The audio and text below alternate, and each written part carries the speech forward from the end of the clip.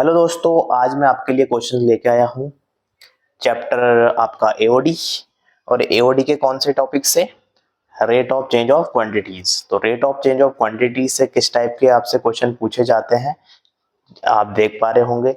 ये सारे क्वेश्चंस आपके ऑलरेडी प्रीवियस ईयर्स में आ चुके हैं, तो इनको हम वन बाय वन सॉल्व करते हैं। तो पहला क्वेश्चन आपके पास, a ladder 5 metre long is leaning against a wall, the bottom of the wall, the ground away from the wall at the rate of 2 centimeter per second. How fast is its height on the wall decreasing when the foot of the ladder is 4 meter away from the wall?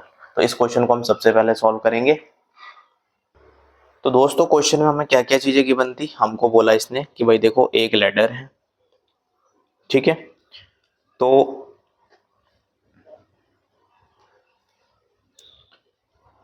हम मान लेंगे कि भाई देखो कुछ इस type से हैं। तो यहां से आपके पास इसकी लेंथ दे रखी 5 मीटर, ठीक। हाइट हमें पता नहीं तो एच लेट कर लेते हैं, यहाँ से यहाँ के डिस्टेंस भी नहीं पता, एक्स लेट कर लेते हैं। दूसरा उसने हमको क्या बोला कि भाई D x upon D T, यानी कि जो आपके यहाँ से यहाँ तक की डिस्टेंस है इसमें चेंजेस कितना हो रहा है, ये बोल रहा है 2 सेंटीमीटर पर सेकेंड के हिसाब से हो रहा है, ठीक है। दूसरा हमसे पूछा क्या है कि भाई जो हाइट है ना D h by D T, उसमें कितना चेंजेस हो रहा है अगर आपके पास x की वैल्यू कितनी हो 4 मीटर, ठीक। तो इस डेटा के अकॉर्डिंग हमें इस क्वेश्चन को सॉल्व करना है। तो अकॉर्डिंग टू द फिगर आप देख सकते हैं, हम यहाँ पे क्या यूज कर सकते हैं, पाइथागोरस थ्योरम। तो पाइथागोरस थ्योरम हमको क्या बोलती है, हाइपोटेनियस का स्क्वायर यानी कि 25 हो जाएगा इज इक्वल्स टू बेस का स्क्वायर प्लस हाइट का स्क्वायर, ठीक।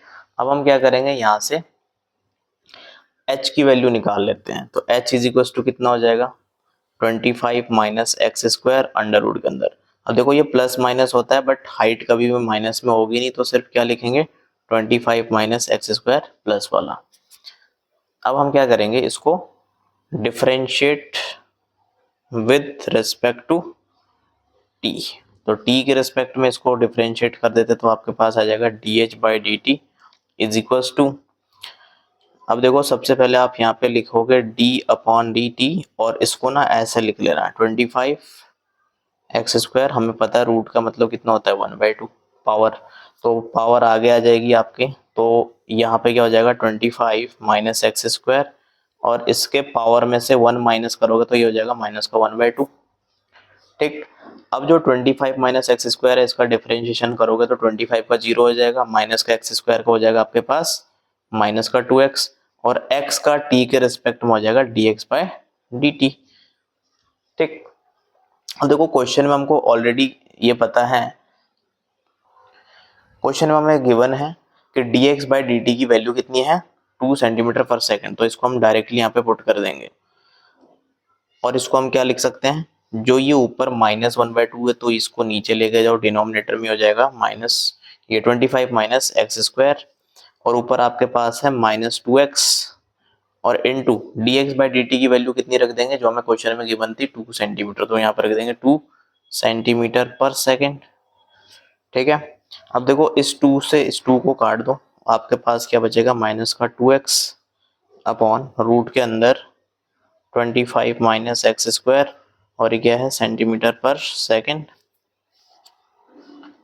ठीक। अब हम क्या करेंगे, हमको दे रखा कि भाई x की वैल्यू कितनी है, x की वैल्यू हमें दे रखी है 4, तो इसको पुट कर दो यहाँ पे 2 इंटू 4 अपॉन रूट के अंदर 25 माइनस 4 का स्क्वायर, तो आपके पास कितना आ जाएगा माइनस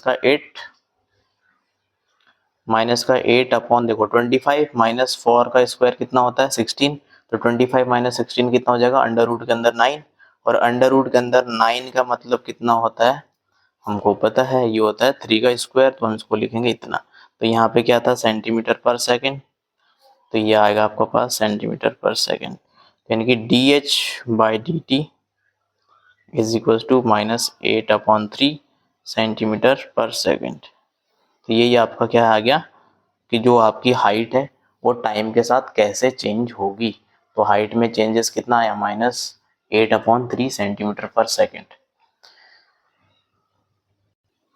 तो नेक्स्ट क्वेश्चन देखिए, a spherical medicine ball when dropped in water dissolve in such a way that the rate of decrease of volume at any instant is proportion to its surface area. Calculate the rate of decrease of its radius. तो इसको कैसे calculate करेंगे? तो इस question में हमको जो given data था ये क्या बोल रहा है कि जो आपका वॉल्यूम है, ठीक है, यानी कि dv by dt, dv by dt, वो भी कैसा डिक्रीज, ये क्या है directly proportional to surface area, ठीक है। तो हम क्या करेंगे, माइनस dv बाई dt, हमको पता है कि अगर मैं प्रोपोर्शनल का सिंबल हटाऊंगा तो कोई ना कोई कांस्टेंट आएगा, तो k यहाँ पे क्या होगा, कांस्टेंट, ठीक। अब हम क्या करेंगे, वॉल्यूम हमको पता है स्फीयर का क्या होता है, 4/3 पाई आर क्यूब, ठीक है। अब इसका जब डिफरेंशिएशन करेंगे तो क्या हो जाएगा, dv बाई dt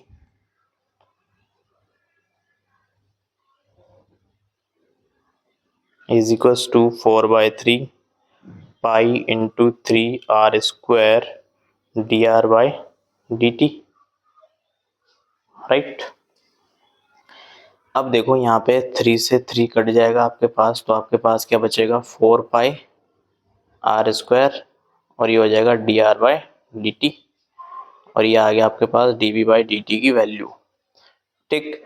दूसरा इसने क्या बोला, सरफेस एरिया, तो हमको पता है कि सरफेस एरिया कितना होता है भाई, सरफेस एरिया ऑफ स्फीयर होता है 4πr², बट इसमें इसने चेंज की बात नहीं करी है, ठीक है। तो इसका अब क्या करेंगे, हम इसको उठा के जो हमने ये करा ना यहाँ पे, इसमें उठा के वैल्यूज पुट कर देते हैं, कौन सी इक्वेशन में, 1 में, minus d v by D T is equal to k a. तो देखो यहाँ पे हमने अभी dv बाई डी टी की वैल्यू निकाली है, तो लिखेंगे minus dv by D T की जगह लिखोगे 4πr² dr by D T is equals to, k तो कांस्टेंट है, ठीक है, तो k इंटू एरिया कितना है अपने पास, 4πr²। देखो ये 4πr² से 4πr² तो गया काम से, तो आपके पास dr बाई डी टी, ये माइनस को यहाँ पे रख दिया, तो आपके पास जो उसने पूछा था कि भाई रेडियस में कितना चेंज आएगा, ठीक है, तो कितना आएगा, माइनस कांस्टेंट। अब करते हैं नेक्स्ट। तो देखो नेक्स्ट क्वेश्चन क्या है, if the rate of change of area of circle is equal to the rate of change of its diameter, find the radius of the circle. तो इसको कैसे कैलकुलेट करेंगे, सबसे पहले आपको क्या पता होना चाहिए कि भाई जो सर्कल है, ठीक है, सर्कल का एरिया क्या होता है भाई, πr² लिख लो। तो इसने बोला if the rate of change of area of circle, तो आप लिखोगे dA is equal to the rate of change of its diameter, ठीक है। अब हमको यहाँ पे ये ध्यान देना है कि जो डायमीटर होता है ना, वो आपका क्या होता है, रेडियस का 2 टाइम्स होता है, ठीक। ये बात आपको पता है कि जो रेडियस है वो इसकी आधी हो जाएगी फिर डायमीटर की।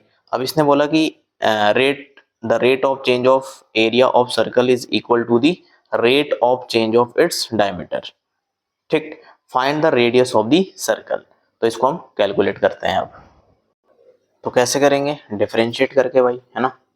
तो ये हो जाएगा आपके पास dA by D T is equals to, देखो r का पाई तो भाई कांस्टेंट है, इसका कुछ नहीं होगा, ये हो जाएगा 2r, और इसका बोलोगे आप dr बाई डी टी, क्योंकि t के रिस्पेक्ट में कर रहे हैं डिफरेंशिएशन, ठीक। नेक्स्ट यहीं पे कर देते बगल में, इसका भी डिफरेंशिएशन करना है क्योंकि इसमें भी तो रेट ऑफ चेंज बोला उसने, तो d बाई डी टी।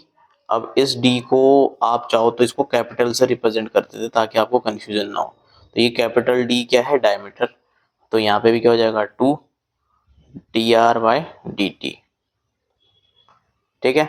अब इसने क्वेश्चन के अकॉर्डिंग क्या बोला, if the rate of change of area of circle is equal to the rate of change of its diameter, तो यानी कि जो एरिया का एरिया में चेंजेस हो रहा है और जो डायमीटर में चेंजेस हो रहा है, ये दोनों आपस में क्या है, इक्वल है। तो हम क्या करेंगे यहाँ पे, according to the question, according to question क्या बोला हमको, किसने बोला है कि जो ये दोनों चेंजेस है ये आपस में इक्वल है, यानी कि dA बाई डी टी किसके इक्वल है, डी डी अपॉन में डी टी। तो दोनों अगर ये इक्वल है, ये दोनों कंडीशंस अगर आपस में इक्वल है, तो इसमें हम क्या करेंगे, जो अपने पास D A by D T की वैल्यू है, तो D A by D T कितना हमारे पास, 2 pi R D R by D T is equals to क्या कर देंगे, D T by D T की वैल्यू कितनी है, 2 D R by D T, यही वैल्यू है। अब हम क्या करेंगे, देखो ये D R by D T से ये कैंसिल, 2 से 2 कैंसिल, तो आपके पास क्या बचा, pi R is equals to 1, pi R is equals to 1। अगर मैं यहाँ से आर की वैल्यू निकालूंगा तो कितनी आएगी, 1 अपॉन पाई। अपने पास ये आंसर आ गया। तो दोस्तों अगर आपको ये सारे क्वेश्चन अच्छे से समझ में आए हैं तो कमेंट सेक्शन में ज़रूर बता दीजिएगा कि कैसा लगा, कहाँ पे इम्प्रूव करना है ना। और वीडियो को लाइक करें, अपने दोस्तों के साथ शेयर करें, चैनल को सब्सक्राइब ज़रूर कर दीजिएगा। Thank you so much.